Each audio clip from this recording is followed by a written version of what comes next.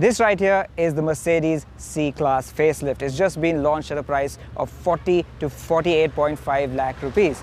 Now, there are no petrol engines at launch, but a diesel engine in 2 states of tune. A brand new 2-litre BS6 compliant diesel at that. You get it in C220D, and this one I'm driving right here is the C300D AMG line. Now, Renuka has driven this car in Europe just a few months ago, and she gave you a detailed review of it then. So what I'm going to do today is tell you what it's like in India spec. But before we go any further, be sure to like, subscribe and click the bell icon and tell us in the comments what you think about the facelifted C-Class. The updated C-Class's exterior follows the classic facelift template. New headlamps, tail lamps, bumpers and wheels, but for this C300D there's a difference. Unlike the C250D that it replaces, they've done a bit more to set this one apart from the lesser C220D. It gets the AMG line body kit, which means really aggressive bumpers at the front and rear, and the diamond grille which you previously got only on the AMG C43. It also gets higher spec multi-beam LED headlamps, which look a bit different too. You also get larger 18-inch wheels on the C300D AMG line, but frankly, though they are aggressive, their design makes them look smaller than they actually are. The changes to the interior are similarly subtle at first. So what is the Indian spec C-Class like on the inside? Well, I have to say they've done a really good job about making you feel like you're in a luxury car. For one, they've replaced the glossy wood which was quite prone to scratching with this nice open pore wood which is finished in a really nice dark color in the C300D AMG line. Other AMG line bits include this steering wheel which is nice and chunky and has a flat bottom. And you also get quite a wide array of adjustment for the driver and passenger seats and memory function for both as well. I also like this shade of tan leather, again exclusive only to the C300D AMG line. The biggest change to the interior, however, and the most welcome one in my eyes, is this new 10.25-inch central screen, which is standard across all models. Where the old screen felt a bit too small and like a bit of an afterthought, this one feels really well integrated, and it's widescreen as per the new Mercedes format. It's really crisp and it looks really nice. It also has the latest version of Mercedes Command infotainment system. Sadly, we do not get the new digital dials that debuted in Europe. We still get analog dials for this car. They look quite smart and a nice hooded binnacle surrounds them, but it's missing that last degree of tech finesse that you get in some rivals. In fact, the updated C-Class is rather well equipped, especially this C300D, and the infotainment system finally feels right up there with the best.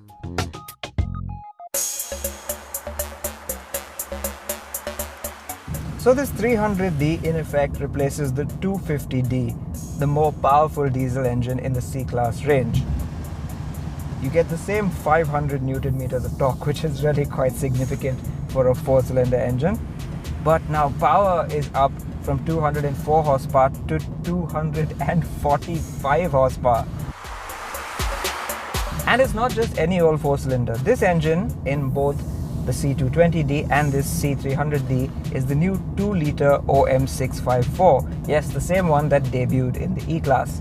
However, here in the C-Class, it is a BS6 compliant engine. That's right, even on today's BS4 fuel, it can run to BS6 emission standards.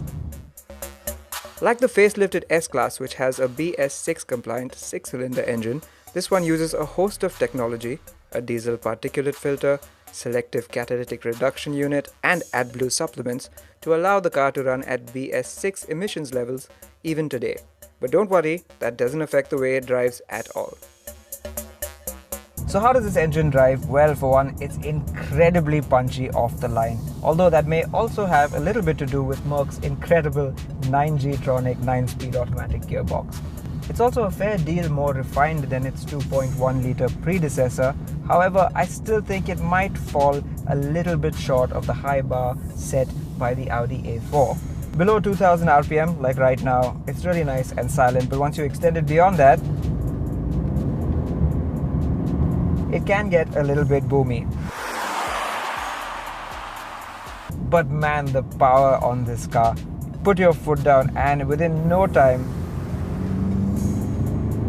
it just starts flying.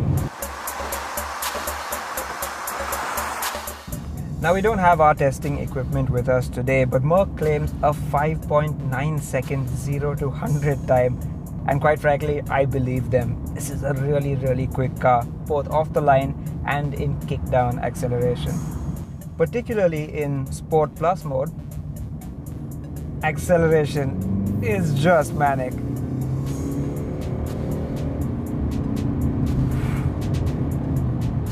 And this is a 4-cylinder diesel, let me remind you.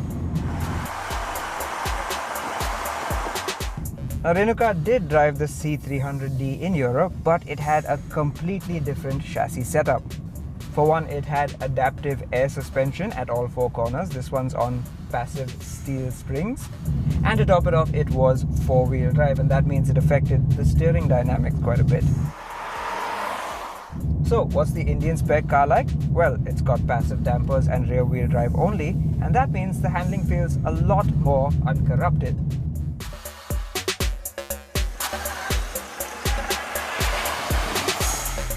That really sharp turn-in from the previous C-Class returns, and that's a welcome part of this car's dynamics. And body control is pretty good as well. What does seem to have improved a bit is the ride quality. Now, we did criticize the previous C-Class of being sprung a little bit too firm, and yes, this one is a little bit firm as well, but there is a little bit more suppleness built into the suspension this time. And mind you, this one is riding on 18-inch wheels as opposed to the 17s of the standard car. You feel the 18-inch wheels when you go over a sharp bump, and you feel them thud inside the cabin. But overall, the ride does seem to have improved, if only slightly. And perhaps is not quite as soft as some of its rivals, but it's a step in the right direction. The C-Class facelift on the surface then is what you'd expect from any facelift. New bumpers, wheels, head and tail lamps, some equipment revisions and a spruced up cabin. It's only once you start driving that you start to appreciate what it's really about.